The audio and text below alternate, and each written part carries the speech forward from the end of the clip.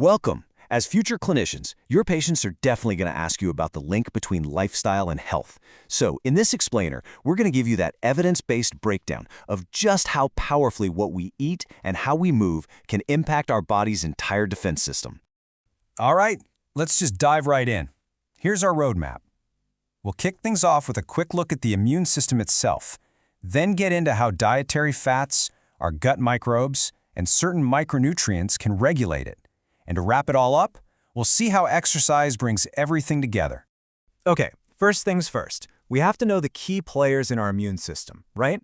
Understanding how they work is absolutely essential to seeing how nutrition can either help them or hinder them.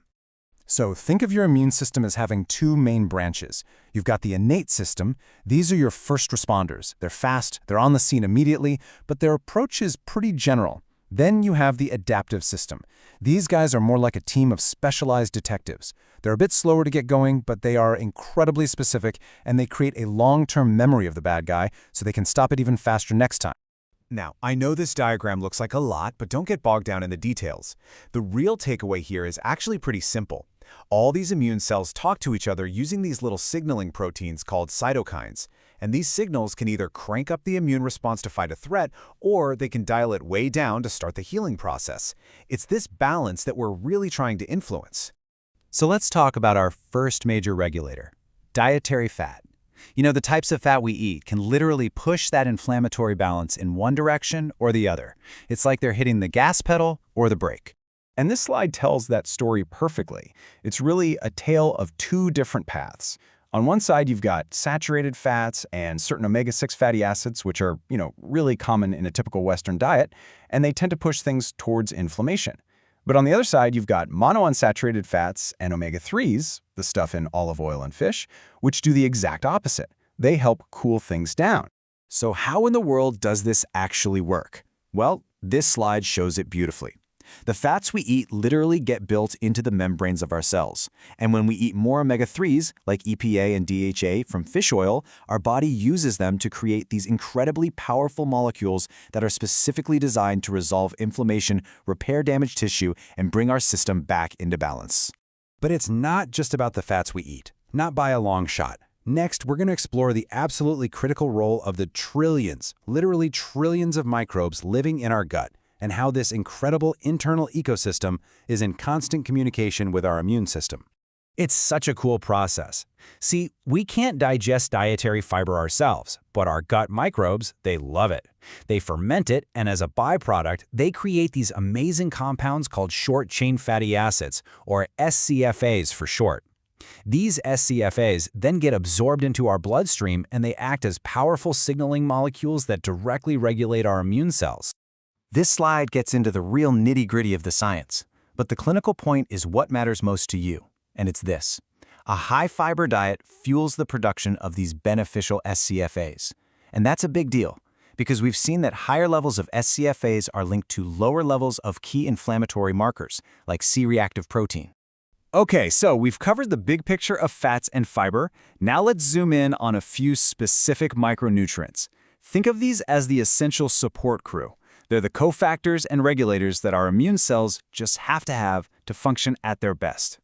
First up, we've got selenium. It's a key ingredient for these special proteins called selenoproteins, and they are essential for keeping inflammation in check and making sure our T cells, remember our adaptive detectives, are primed and ready to go.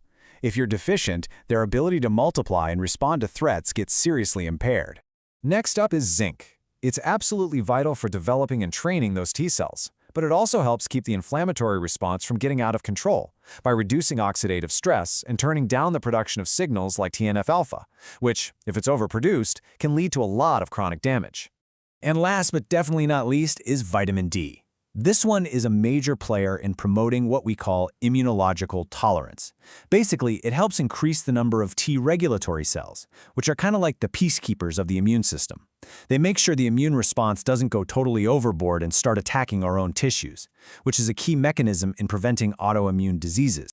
Now, from a purely practical standpoint, this slide right here is your quick clinical reference guide. It lays out the recommended daily allowances and some of the best food sources for these three immune-supporting micronutrients.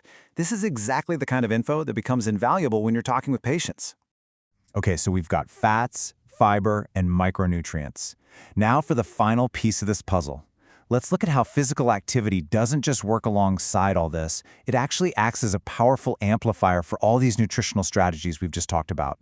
So, what regular, habitual physical activity does is it essentially puts your immune cells on a more active patrol.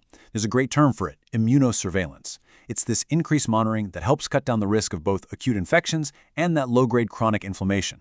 And just look at the synergy here. Combining exercise with something like omega-3s can help manage the inflammatory response to the exercise itself. How cool is that? And this slide brings it all home. This is your one-page summary, a fantastic visual to really lock in these concepts for good.